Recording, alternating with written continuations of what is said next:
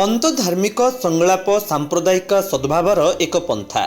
ବର୍ତ୍ତମାନର ଦ୍ରୁତ ପରିବର୍ତ୍ତନଶୀଳ ବିଶ୍ୱରେ ଧାର୍ମିକ ବିବିଧତା ଜୀବନର ଏକ ସ୍ୱାଭାବିକ ଅଂଶ। ଆମ ସମାଜରେ ବିଭିନ୍ନ ଧର୍ମବିଶ୍ୱାସ ହିନ୍ଦୁ, ଇସଲାମ, ଖ୍ରୀଷ୍ଟିଆନ, ବୌଦ୍ଧ, ଶିଖ, ଇହୁଦୀ ଧର୍ମକୁ ଅନୁସରଣ କରୁଥିବା ବ୍ୟକ୍ତିମାନେ ନିଜ ନିଜ ବିଶ୍ୱାସ, ଅଭ୍ୟାସ ଏବଂ ପରମ୍ପରାକୁ ପାଳନ କରନ୍ତି। ବାହ୍ୟ ସ୍ତରରେ ଏହି ଧର୍ମଗୁଡ଼ିକ ଭିନ୍ନ ଲାଗୁଥିଲେ ମଧ୍ୟ ସେମାନେ ଶାନ୍ତି, ପ୍ରେମ ଓ ଦୟାର ସାଧାରଣ ମୂଲ୍ୟବୋଧକୁ ପାଳନ କରନ୍ତି।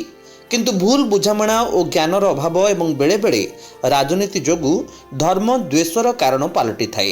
ଏହି ମୁହୂର୍ତ୍ତରେ ଆନ୍ତର୍ଧାର୍ମିକ ସଂଳାପ ଗୁରୁତ୍ୱପୂର୍ଣ୍ଣ ଭୂମିକା ଗ୍ରହଣ କରିଥାଏ। ଏହା ଆମକୁ ପରସ୍ପରକୁ ବୁଝି ଶାନ୍ତିରେ ଜୀବନଯାପନ କରିବାକୁ ସାହାଯ୍ୟ କରିଥାଏ। ଗୋଟିଏ ଧର୍ମକୁ ଅନ୍ୟ ଧର୍ମଠାରୁ ଭଲ ବୋଲି କହିବା ଏହାର ଉଦ୍ଦେଶ୍ୟ ନୁହେଁ, ବରଂ ପରସ୍ପରକୁ ଶୁଣି ବୁଝି ପରସ୍ପରଠାରୁ ଶିକ୍ଷାଲାଭ କରିବା ହେଉଛି ଏହାର ଉଦ୍ଦେଶ୍ୟ। ଧାର୍ମିକ ମତଭେଦ ବେଳେବେଳେ ଅବିଶ୍ୱାସ, ଘୃଣା ଏବଂ ହିଂସାର କାରଣ ହୋଇଥାଏ। ଅନେକ ସମୟରେ ସମାଜରେ ସାମ୍ପ୍ରଦାୟିକ ଦଙ୍ଗା, ସାମାଜିକ ଅସ୍ଥିରତା ଏବଂ ଘୃଣା ଦେଖିବାକୁ ମିଳେ। କାରଣ ଯେତେବେଳେ ଲୋକ ଅନ୍ୟ ଧର୍ମ ବିଷୟରେ ଜାଣିନଥାନ୍ତି, ସେତେବେଳେ ମିଥ୍ୟା ତଥ୍ୟକୁ ବିଶ୍ୱାସ କରିବା କିମ୍ବା ଘୃଣା ଦ୍ୱାରା ସହଜରେ ପ୍ରଭାବିତ ହୋଇଯାନ୍ତି। ଆନ୍ତର୍ଧାର୍ମିକ ଆଲୋଚନା ଏହି ଭୁଲ ବୁଝାମଣାକୁ ଦୂର କରିବା ସହିତ ସମ୍ପ୍ରଦାୟ ମଧ୍ୟରେ ବନ୍ଧୁତା ଗଠନ କରିବା, ପରସ୍ପରର ବିଶ୍ୱାସ ଏବଂ ମୂଲ୍ୟବୋଧକୁ ବୁଝିବା ଏବଂ ଶିକ୍ଷା, ପରିବେଶ ଏବଂ ସାମାଜିକ ନ୍ୟାୟ ଭଳି ସାଧାରଣ ଲକ୍ଷ୍ୟଗୁଡ଼ିକୁ ମିଳିମିଶି ହାସଲ କରିବାରେ ସାହାଯ୍ୟ କରିଥାଏ।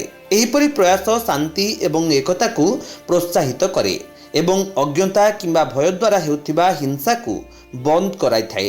ଆନ୍ତର୍ଧାର୍ମିକ ଆଲୋଚନାର ମୁଖ୍ୟ ଲାଭ ହେଉଛି ବିଭିନ୍ନ ଧର୍ମ ମଧ୍ୟରେ ସମାନତାକୁ ଖୋଜି ବାହାର କରିବା। ପ୍ରାୟ ସମସ୍ତ ଧର୍ମ ଶାନ୍ତି, ଅହିଂସା, କରୁଣା, ଦୟା, ସତ୍ୟ, ବଡ଼ମାନଙ୍କୁ ସମ୍ମାନ, ଗରିବଙ୍କ ପ୍ରତି ଯତ୍ନ, କ୍ଷମା ଏବଂ ନମ୍ରତା ବିଷୟରେ ବାର୍ତ୍ତା ଦିଅନ୍ତି। ଉଦାହରଣ ସ୍ୱରୂପ, ହିନ୍ଦୁ ଧର୍ମ ବସୁଧୈବ କୁଟୁମ୍ବକମ୍ ଅର୍ଥାତ୍ ସମଗ୍ର ବିଶ୍ୱ ହେଉଛି ମୋ ପରିବାର, ଇସଲାମର ରହମା ଅର୍ଥାତ୍ କରୁଣା ଏବଂ ସଲାମ ଅର୍ଥ ଶାନ୍ତି ଉପରେ ଗୁରୁତ୍ୱ ଦିଏ। ଖ୍ରୀଷ୍ଟିଆନ ଧର୍ମ ନିଜ ପଡ଼ୋଶୀଙ୍କୁ ନିଜ ପରି ଭଲ ପାଇବା ଶିଖାଏ। ବୌଦ୍ଧ ଧର୍ମ ଅହିଂସା ସଚେତନତାକୁ ପ୍ରୋତ୍ସାହିତ କରେ। ଶିଖ ଧର୍ମ ସର୍ବତ ବା ଭଲା ଅର୍ଥାତ୍ ସମସ୍ତଙ୍କର ମଙ୍ଗଳ ଏବଂ ଜୈନ ଧର୍ମ ଅପରିଗ୍ରହ ଏବଂ ଶାନ୍ତିପୂର୍ଣ୍ଣ ସହାବସ୍ଥାନକୁ ଗୁରୁତ୍ୱ ଦିଅନ୍ତି। ଯେତେବେଳେ ଲୋକମାନେ ପରସ୍ପର ସହିତ ଧାର୍ମିକ ଆଲୋଚନା କରନ୍ତି, ସେମାନେ ଅନୁଭବ କରନ୍ତି ଯେ ସେମାନେ ଭିନ୍ନ ନୁହନ୍ତି, ଯାହାଦ୍ୱାରା ପରସ୍ପର ମଧ୍ୟରେ ମାନବିକତା ବୃଦ୍ଧି ପାଇଥାଏ ଓ ତାହା ହେଉଛି ସାମ୍ପ୍ରଦାୟିକ ସୌହାର୍ଦ୍ଦ୍ୟର ଭିତ୍ତିଭୂମି।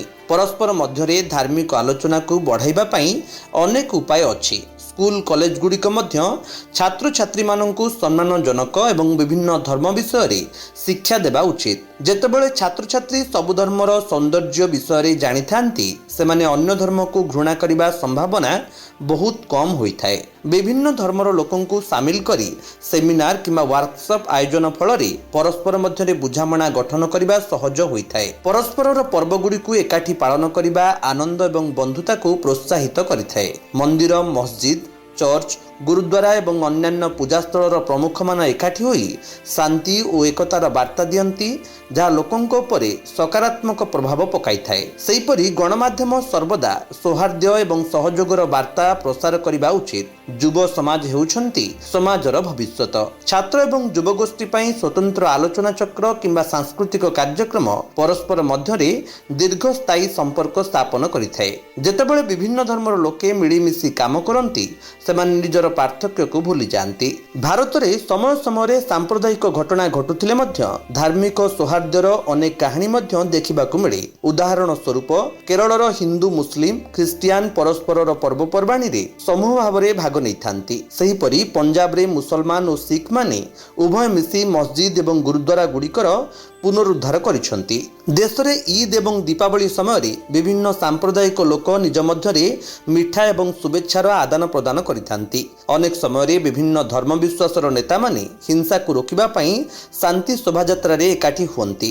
ଆନ୍ତଃଧାର୍ମିକ ଆଲୋଚନା ପରମ୍ପରାକୁ ବିସ୍ତାର କରିବା ସହଜ ନୁହେଁ। ସମାଜରେ ଏବେ ମଧ୍ୟ ଅନେକ ଅଜ୍ଞତା, ପକ୍ଷପାତ ଏବଂ ସନ୍ଦେହ ରହିଛି। କିଛି ନ୍ୟର୍ଥ ସ୍ୱାର୍ଥ ଗୋଷ୍ଠୀ ରାଜନୈତିକ ଲାଭ ପାଇଁ ଲୋକଙ୍କୁ ବିଭାଜନ କରିବା ପାଇଁ ଧର୍ମର ଅପପ୍ରଚାର କରନ୍ତି। ଅନ୍ୟପକ୍ଷରେ କିଛି ଲୋକ ବିଶ୍ୱାସ କରନ୍ତି ଯେ ଅନ୍ୟ ଧର୍ମ ବିଷୟରେ ଆଲୋଚନା କରିବା ସେମାନଙ୍କ ନିଜ ଧର୍ମର ବିଶ୍ୱାସକୁ ଦୁର୍ବଳ କରିପାରେ। କିନ୍ତୁ ଆଲୋଚନାର ଅର୍ଥ ସବୁକିଛି ସହ ସହମତ ହେବା ନୁହେଁ। ଏହାର ଅର୍ଥ ହେଉଛି ପାର୍ଥକ୍ୟ ରହିଥିଲେ ମଧ୍ୟ ପରସ୍ପରକୁ ସମାନ କରିବା। ପ୍ରକୃତରେ ଧର୍ମ ଖୋଲା ଆଲୋଚନା, ନମ୍ରତା ଏବଂ କରୁଣାର ଶିକ୍ଷା ଦେଇଥାଏ। ଆନ୍ତଃଧାର୍ମିକ ଆଲୋଚନା କେବଳ ଧର୍ମ ବିଷୟରେ ନୁହେଁ, ଏହାର ଉଦ୍ଦେଶ୍ୟ ହେଉଛି ଏକ ଶାନ୍ତିପୂର୍ଣ୍ଣ ବିଶ୍ୱ ତିଆରି କରିବା, ଯେଉଁଠାରେ ସମସ୍ତ ସମ୍ମାନିତ ଏବଂ ସମାବେଶିତ ଅନୁଭବ କରିବେ। ଭୟ ଏବଂ ଘୃଣାକୁ ଦୂର କରିବା ପାଇଁ ଏହା ହେଉଛି ଏକ ଶକ୍ତିଶାଳୀ ମାର୍ଗ। ଯେତେବେଳେ ବିଭିନ୍ନ ବିଶ୍ୱାସର ଲୋକେ ଆଲୋଚନା କରନ୍ତି, ଶୁଣନ୍ତି ଏବଂ ଶିଖନ୍ତି, ସେମାନେ ସମନ୍ୱୟର ବୀଜ ବୁଣନ୍ତି, ଯାହା ଆଗକୁ ଯାଇ ଶାନ୍ତି ଏବଂ ଏକତାର ଏକ ଶକ୍ତ ବୃକ୍ଷରେ ପରିଣତ ହୋଇଥାଏ। ଭାରତ ଭଳି ଏକ ବିବିଧ ଧର୍ମାବଲମ୍ବୀ ଦେଶ ଏବଂ କ୍ରମ ସଂଯୋଗିତ ବିଶ୍ୱରେ ଆନ୍ତଃଧାର୍ମିକ ଆଲୋଚନା ଏକ ଚୟନ ନୁହେଁ, ବରଂ ଏକ ଆବଶ୍ୟକତା ଅଟେ। ବଳ ଦ୍ୱାରା ଶାନ୍ତି ରକ୍ଷା କରାଯାଇପାରିବ ନାହିଁ, ବରଂ ଏହା କେବଳ ବୁଝାମଣା ଦ୍ୱାରା ହାସଲ କରାଯାଇପାରିବ। Albert Einstein.